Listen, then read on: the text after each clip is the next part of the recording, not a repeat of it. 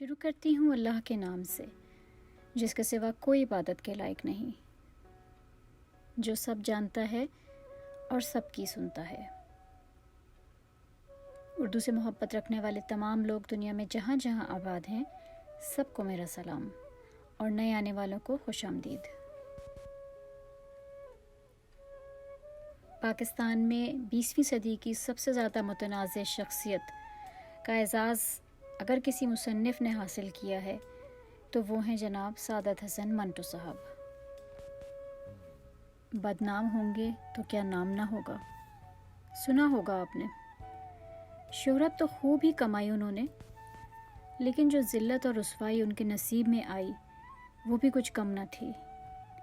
کئی مقدموں کا بھی انہوں نے سامنا کیا۔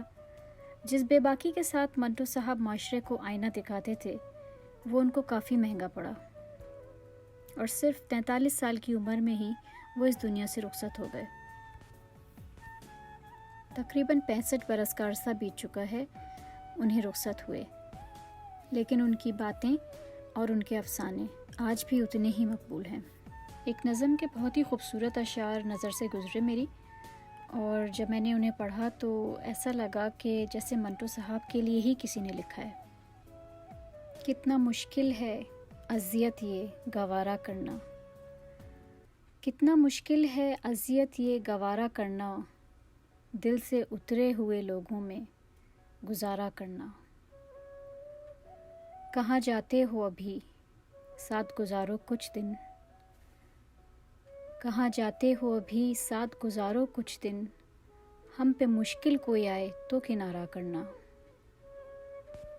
کتنا مشکل ہے جلانا کسی رستے میں چراغ، کتنا آسان ہے ہواؤں کو اشارہ کرنا۔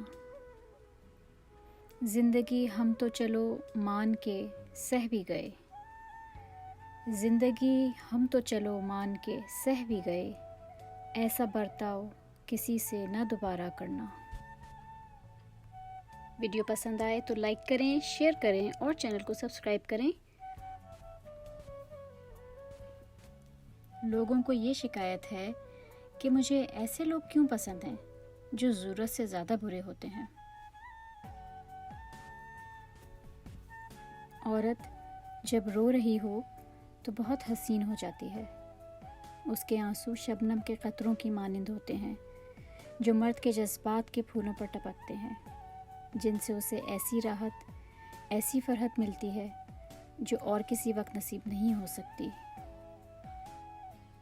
میں اس معاشرے میں رہتا ہوں جہاں عموماً بڑے گھروں میں چھوٹے لوگ رہتے ہیں اور چھوٹے گھروں میں بڑے لوگ رہتے ہیں۔ زمانے کے جس دور سے ہم اس وقت گزر رہے ہیں، اگر آپ اس سے ناواقف ہیں تو میرے افسانے پڑھیے۔ اگر آپ ان افسانوں کو برداشت نہیں کر سکتے تو اس کا مطلب ہے کہ یہ زمانہ ناقابل برداشت ہے۔ مجھ میں جو برائیاں ہیں وہ اس عہد کی برائیاں ہیں۔ انسان اگر محبت ہی کو نہیں جان پہچان سکتا تو میں سمجھتا ہوں وہ حیوان بھی نہیں، کوئی بے حس چیز ہے، پتھر ہے، سڑک پر گرا ہوا روڑا ہے۔ مرد کی قربت بھی عورت کے حسن کے لیے کتنی ضروری ہوتی ہے۔ سعادت حسن منٹو کا اپنے اداکار دوست شیام کے انتقال پر تبصرہ۔ شیام بہت بڑا عاشق تھا، وہ ہر خوبصورت شے سے محبت کرتا تھا۔ میرے خیال میں موت بھی خوبصورت ہوگی، ورنہ وہ کبھی نہ مرتا۔ میں تم سے بارہا کہہ چکا ہوں، میں نے ایسی فضا میں پرورش پائی ہے جہاں آزادی گفتار اور آزادی خیال بہت بڑی بدتمیزی تصور کی جاتی ہے، جہاں سچی بات کہنے والا بے ادب سمجھا جاتا ہے، جہاں اپنی خواہشات کا دبانا بہت بڑا ثواب خیال کیا جاتا ہے۔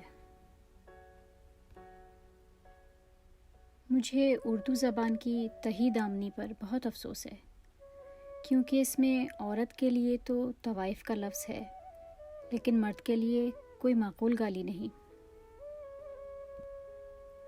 جب تک اس دنیا میں عورت شراب اور پھول موجود ہیں، انسان ضرور بہکیں گے، اور بہکا ہوا انسان عورت، شراب اور پھول سے زیادہ خوبصورت ہوتا ہے۔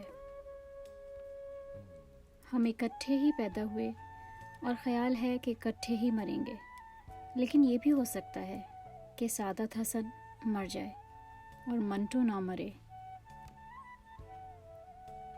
عشق جیومیٹری ہے نہ الجبرا، بس بکواس ہے۔ چونکہ بکواس ہے اس لیے اس میں گرفتار ہونے والے کو بکواس ہی سے مدد لینی چاہیے۔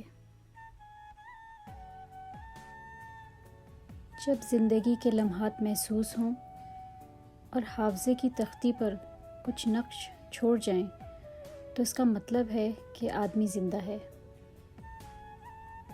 میں پوچھتا ہوں، اگر عورت کی عصمت ہے تو کیا مرد اس گوہر سے خالی ہے؟